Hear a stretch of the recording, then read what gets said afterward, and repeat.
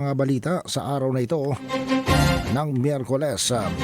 Patuloy namang makakaapekto ang southwest monsoon o habagat sa kalagayan ng panahon sa malaking bahagi ng Luzon sa araw na ito ng Miyerkules.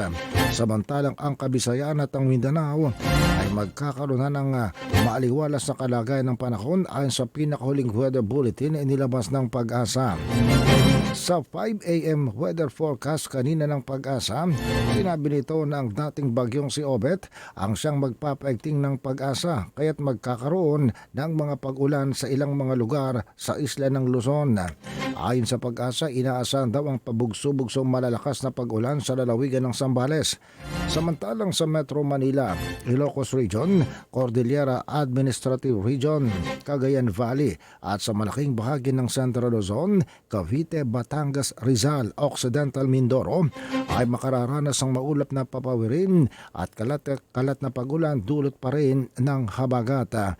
Binigyang din ito na ang Zambales ay makararanas sa araw na ito ng itinuturing nilang significant rainfall. 50 to 100 millimeters of rainfall kung sa nagpaalala ang Pag-asa na posible ang mga pagbaha at pagguho ng lupa sa lalawigan ng Zambales. Sinabi rin ng Pag-asa na ang fair weather pero may chance ng localized thunderstorms kaya pwede rin ang pag-ulan sa hapon at gabi ay inaasahan sa natitirang bahagi ng rehiyon ng Mimaropa o ang mga lalawigan ng Mindoro, Marinduque, Romblon at Palawan at ang buong Bicol Region.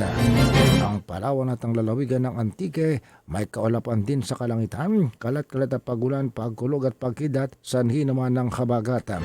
Ang natitirang bahagi ng Kabisayan at ng Mindanao magkakaroon ng maaliwalas na kalagayan ng panahon at maalinsangan ng panahon sa tanghali hanggang hapon.